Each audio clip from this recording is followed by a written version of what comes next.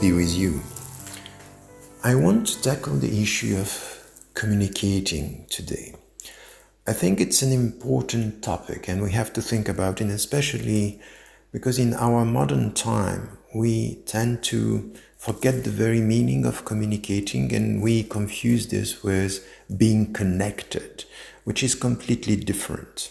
Let us start with some ideas about what does it mean to communicate. First, as we know, depending on the species or depending on the way we deal with it between individuals and human beings, to communicate is to communicate signs or meanings between two individuals.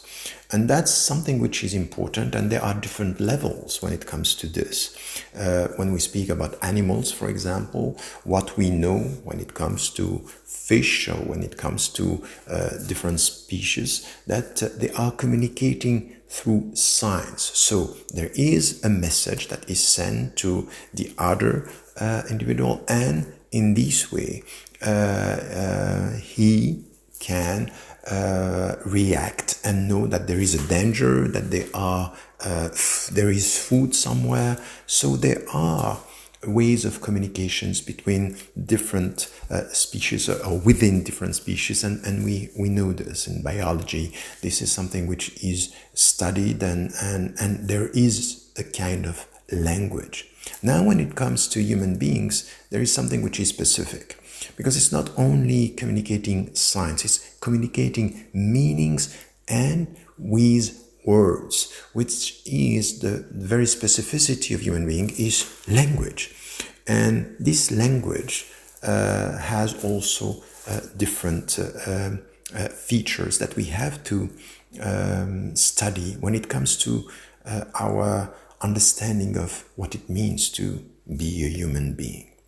First, when it comes to the language, and we try to understand in which way we deal with language, and we find this in all the philosophies, the very traditional philosophies, when it comes to and spirituality as well, when it comes to the Greek philosophy, but also when it comes to Buddhism and Hinduism and Confucianism and the three monotheisms, we have this kind of understanding that language is essential in the way even God is talking, God is speaking, is communicating to human beings. Now, when we try to understand the very specificity of language, there is another notion here, which is essential that we have to take into account, which is consciousness. Because the fact that we put meanings through words to facts that we are witnessing or feelings that we have means that between the language and our own mind there is this consciousness which is essential. And add to this self-consciousness, it's essential. And this is a big question today. And if you look at transhumanism today and posthumanism, as we talk about this hard transhumanism, is to think about or to think that through computers and through technology we will be able at one point to create this consciousness, to build something, to have the means and the instruments to help the computers to get this consciousness, this self-consciousness, and add to this even feelings, emotions. I don't think we are going to be able to do that, but this is a big question. It's another question. Let us just think about the very essence of language, which is connected with consciousness and self-consciousness. Having said this, and when we come to this understanding, we understand that the first level, which is important, which we can't find with other species, is verbalization, is to put words on feelings, on facts, on reality, outward and inward, which is essential in our understanding of what it means to be a human being. And here comes the first big question that we had in philosophy when it comes to morality. Is it natural or is it a social construct? Here, if to speak and to use language is natural for human beings, we have a first dimension of morality. Why? Because we are expected to say what is in front of us or what we feel. At the very moment we start not saying what is around us, or not saying the truth, or to lie about our own feelings, it means that there is here an element, a reality, a negative reality, which means what is in the very definition of morality, the bad side, because what is expected with language is say the truth. So we can speak here of a natural morality, and then of course there are other things that are going to be added. Cultures are going to add religions, spiritualities. But it's as if we have a first dimension here of natural morality when it comes to language, because we are expected to say the truth, to say what we see, to say what we feel, to say what is around us the way it is. So that's an important point. And if we add to this another dimension, if I speak, and we know with Descartes, when he was saying, I think, so I am. And by the way, he changed this at one point. He said, I say, I think, I am. So by saying this, there is something here which we have to take into account, which is speaking means I speak. You have to take responsibility. You have to take responsibility of what you say, the way you translate your feeling, and the way you translate your relationship to the world. So there is, beyond even the argument about morality, a clear dimension of responsibility, that language means that somebody is speaking. And this somebody is you. It's the way you are dealing with your own words, with your own way of dealing with the world around you, which is something essential. And especially we have to take this into account in our world today. Now, there is another and last point that I wanted to add here, is that with our language, with our words, with our capacity to verbalize, there is a distance here that we are taking. So consciousness is helping us to put words on facts, on reality, on the real world around us and the real world inside our own reality, intimate life. This distanciation here, it's also something which is not what we find with animals, because there is this capacity to build language upon language upon language. And that's also important, to the point that if you look to the philosophy of language today, we have new fields where even it's so complex now, all this discussion about deconstructing language, taking language as a field in itself. We can find this in the German philosophy from Kant to Habermas. We can find this with the French philosopher Derrida and all the deconstructionists. We also can find this in this reflection on there is no real reality, and the language is not the real translation of the world. And it's the whole discussion about subjectivity and objectivity.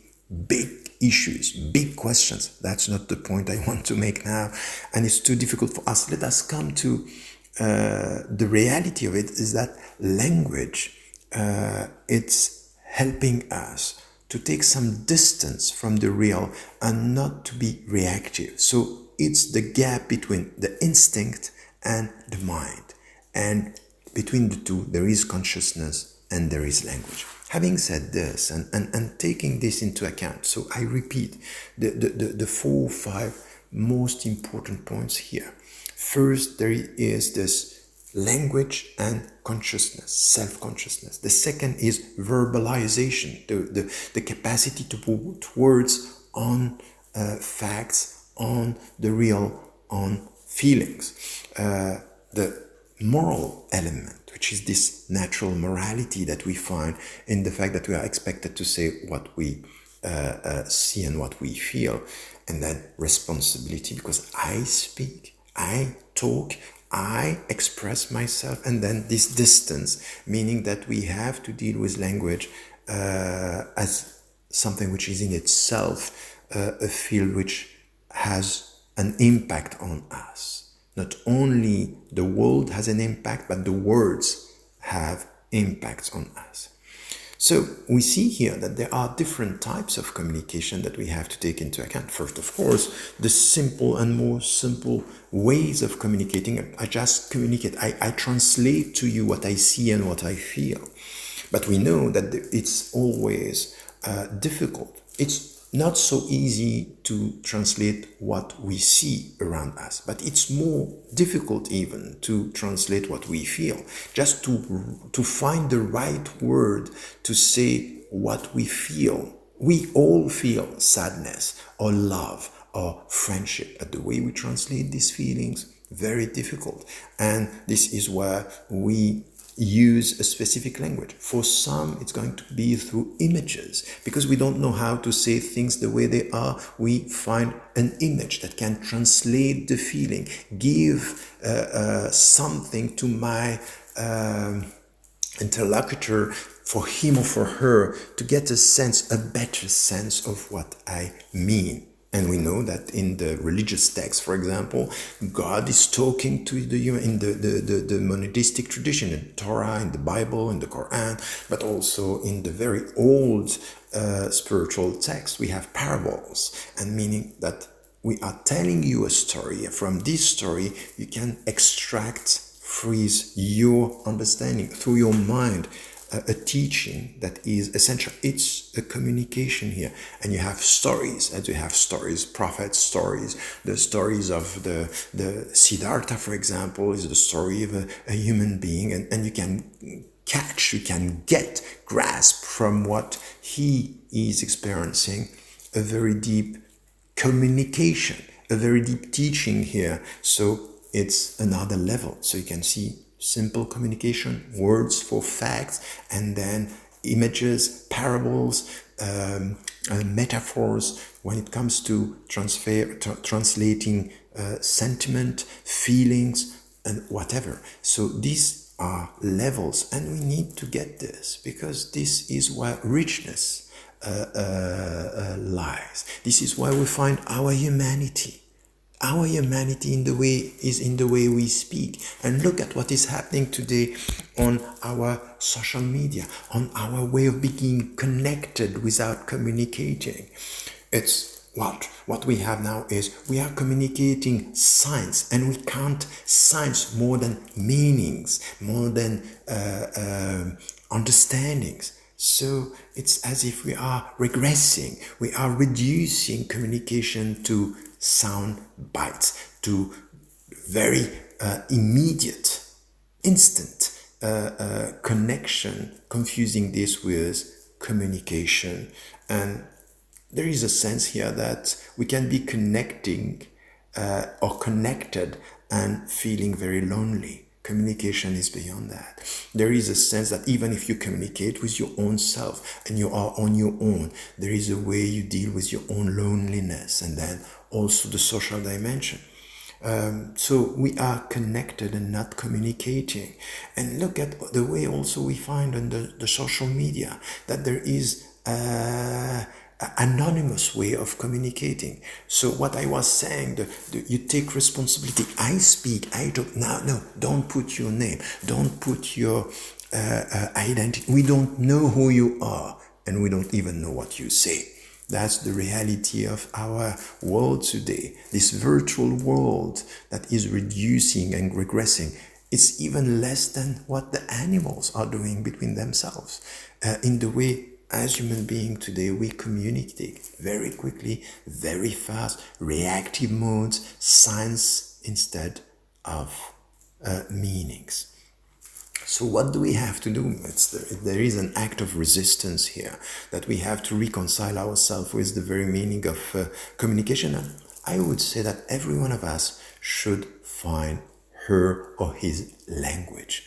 Because there are many ways. For some people, we need words. We need to be able to translate the words. And for others, I don't have the words, but I have the images. And I have the way I can translate this with other means. It could be arts. It could be poetry. It could be music. It could be movies. Find your way, find your language. Don't reduce your language to something which is immediate and try to just put some in depth in the way you try to find your way of communicating. It could be also through your gestures. Your hands are communicating, your eyes are communicating, your way of life, your travels, your journeys are also a way of communicating. Find your way. Don't reduce it. So that's also something that we find in all our spiritualities. This is what we find in all our books, but this is the reality of a healthy way of dealing with our own humanity and our own fellow human beings. To expose ourselves in a way, to translate our being in life, it's the way we are communicating. It's also a way that we have to speak out. Sometimes to speak means to denounce, to speak out against injustice, to be able to have the courage, because communicating means also courage in one way or in another. And sometimes we have to be courageous enough to be silent, because everything has been said. Don't speak. Silence is your courage, because don't put words where there is no need for words. Maybe there is a need for something else. So your meaning here, or the translation of meanings, will be through silence. To be silent is to speak, to communicate as well. So you have to decide when to be silent, when to speak, when you have to say, when you have to translate. But this is your responsibility beyond anything which is anonymity or anything which is, I don't take responsibility. I want to disappear and I want to send signs and I will forget about the meaning. To reconcile ourselves with our humanity is to reconcile with communication at different level. And I would say that as much it's important to speak, communication has also to do with the way we listen to and the way we are dealing with this. But this is another story. Let us just focus right now on communicating and think about it and say what we have to say. And don't forget to tell the people you love that you love them, because this is also a way of communicating which is essential. Peace be with you.